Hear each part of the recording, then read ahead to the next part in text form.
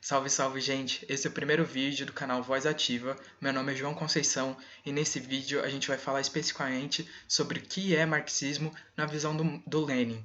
Vladimir Ilyich Ulyanov Lenin, um dos principais revolucionários que dirigiu a Revolução de Outubro, ou melhor conhecida como Revolução Socialista da Rússia, em 1917. E a gente vai falar um pouquinho, na visão do Lenin, o que é marxismo. E esse texto que eu selecionei para vocês é um texto que ele fala um pouco da vida do Engels. Friedrich Engels, ou Frederico Engels, como vocês quiserem chamar, foi um dos grandes teóricos, e militantes do socialismo científico, ao lado de Karl Marx. Ele escreveu o Manifesto do Partido Comunista, mas também ajudou a escrever um dos principais livros que relatam e estuda cientificamente a sociedade capitalista, que é a sociedade onde a gente vive hoje. Então chega da balela da direita, chega de falarem que o socialismo é uma sociedade da pobreza, que o socialismo é a balbúrdia, que o socialismo é a miséria, e vamos entender de fato como que é a elaboração sobre o que deve ser uma sociedade socialista e o que é o marxismo. Bora lá?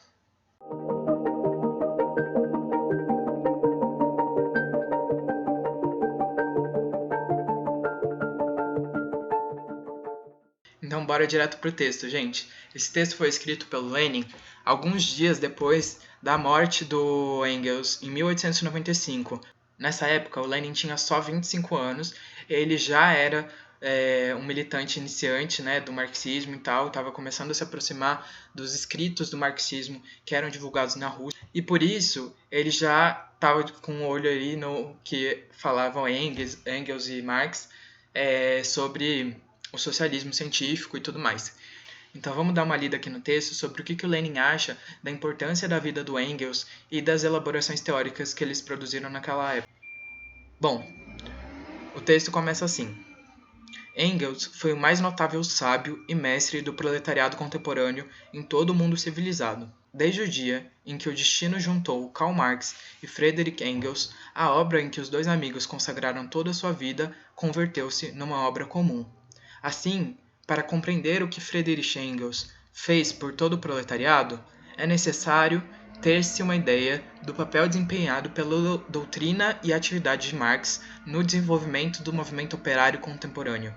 Marx e Engels foram os primeiros a demonstrar que a classe operária e suas reivindicações são um produto necessário do regime econômico atual, que, juntamente com a burguesia, cria e organiza inevitavelmente o proletariado. Demonstraram que não são as tentativas bem-intencionadas dos homens de coração generoso que libertarão a humanidade dos males que hoje a esmagam, mas sim a luta de classe do proletariado organizado. Marx e Engels foram os primeiros a explicar, nas suas obras científicas, que o socialismo não é uma invenção de sonhadores, mas o objetivo final e o resultado necessário do desenvolvimento das forças produtivas da sociedade atual. Toda a história escrita até nossos dias é a história da luta de classes, a sucessão no domínio e nas vitórias de umas classes sociais sobre as outras. E este estado de coisas continuará enquanto não tiverem desaparecido as bases da luta de classes e do domínio da classe, ou seja, a propriedade privada e a produção social anárquica. Então a gente já vê aí no início do texto que o Lenin já delimita a sua firmeza, a convicção de que Marx e Engels estavam certos no que eles defenderam durante a vida inteira, e esclarece de uma forma bem resumida que o socialismo só pode ser o socialismo científico, de que não é fruto de uma imaginação, de uma elaboração mágica da cabeça de alguém, nem de gênios, mas que é a concretização de uma elaboração teórica de compreensão de que a sociedade até hoje foi uma sociedade de luta de classes, entre diferentes classes, seja entre senhores de escravos e escravos, ou entre trabalhadores e capitalistas, e a burguesia. Ele continua assim. Os interesses do proletariado exigem a destruição destas bases, contra as quais deve, pois, orientada a luta de classe consciente dos operários organizados. E toda luta de classe é uma luta política. Todo proletariado que luta pela sua emancipação tornou hoje suas estas concepções de Marx e Engels, Mas nos anos 40, quando os dois amigos começaram a elaborar isso que ele está falando em 1840, não em 1940, né? 1840, quando os dois amigos começaram a elaborar em publicações socialistas e a participar nos movimentos sociais da sua época, eram inteiramente novas. Ou seja, o que ele está falando? Que naquele século em que ele estava escrevendo o livro, talvez 50 anos atrás, né, de quando ele estava escrevendo esse texto, as elaborações do Marx e o Engels eram totalmente novas para a época e eram algo revolucionário dentro da compreensão da sociedade capitalista, né? Não era algo antigo que todo mundo falava, com certeza, é isso aí, a sociedade funciona desse jeito mesmo. Não, Marx e Engels estavam quebrando uma barreira que era a barreira que tinha sido construída até então de entender a sociedade capitalista, tudo bem, como uma sociedade de classes, mas como uma sociedade que poderia ser superada, né? Até então, o que era defendido pelos capitalistas é que o capitalismo era o fim histórico de toda a sociedade, né? Que era o máximo de avançado que existia, e que não existiria nada além do capitalismo, que o capitalismo veio para conquistar um grande progresso e que ia existir para todo sempre, né? Então, primeiro, o que o Marx e o Engels estavam colocando ali na mesa? Que nem toda sociedade existe desde sempre, né? E que nem toda sociedade existirá para sempre, né?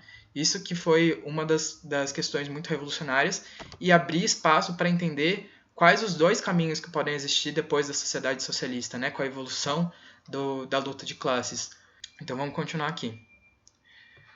Então, eram numerosos homens de talento e outros sem talento, honestos ou desonestos, que, no ardor da luta pela liberdade política, contra a arbitrariedade dos reis, da polícia e do clero, não viam a oposição de interesses da burguesia e do proletariado. Não admitiam sequer a ideia de os operários poderem agir como força social independente.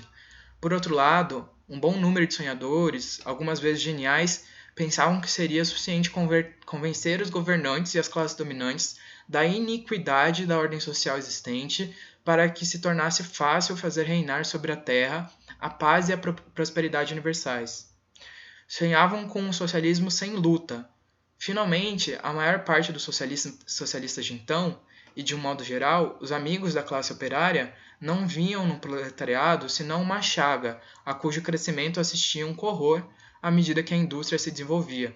Então, o que ele está querendo dizer? Justamente que até quem se reivindicava socialista antes do Marx e do Engels, né, lançarem o Manifesto Comunista, né, começarem a elaborar concretamente o que era o socialismo científico, tinha gente que nem via esse antagonismo de classe, né, que de um lado tinha a classe trabalhadora e de outro lado tinha a classe burguesa, né, e de certa forma, sequer eles enxergavam que a classe trabalhadora poderia governar, né? O que, na verdade, foi uma irrealidade até ser concretizada, primeiro na Comuna de Paris e segundo na Revolução Russa de 1917 e depois nas revoluções que seguiram, né? Então, enfim, eu acho que é muito interessante essa parte aqui que ele coloca que foi uma quebra de barreiras o que Marx e Engels trouxeram, né? Até então, do que existia na concepção sobre o que era o socialismo. Mas continuando aqui com o texto do Lenin. Por isso, todos procuravam um modo de parar o desenvolvimento da indústria e do proletariado, parar a roda da história. Contrariamente ao temor geral entre o desenvolvimento do proletariado, Marx e Engels punham todas as suas esperanças no contínuo crescimento numérico deste. Quanto mais proletários houvesse e maior fosse a sua força como classe revolucionária, mais próximo e possível estaria o socialismo. Pode exprimir-se em poucas palavras os serviços prestados por Marx e Engels à classe operária, dizendo que eles a ensinaram a conhecer-se e a tomar consciência de si mesma, e que substituíram os sonhos pela ciência. Ou seja, é isso.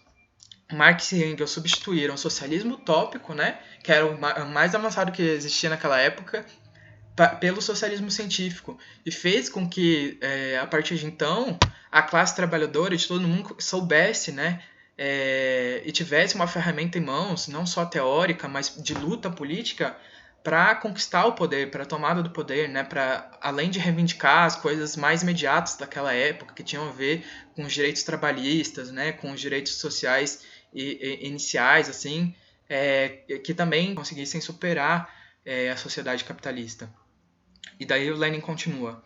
É por isso que o nome e a vida de Engels devem ser conhecidos por todos os operários. É por isso que na nossa compilação, cujo fim, como de todas as nossas publicações, é acordar a consciência de classe dos operários russos, devemos dar um apanhado da vida e da atividade de Friedrich Engels, um dos dois grandes mestres do proletariado contemporâneo. E daí ele faz aqui toda uma recapitulação sobre a vida do Engels, né?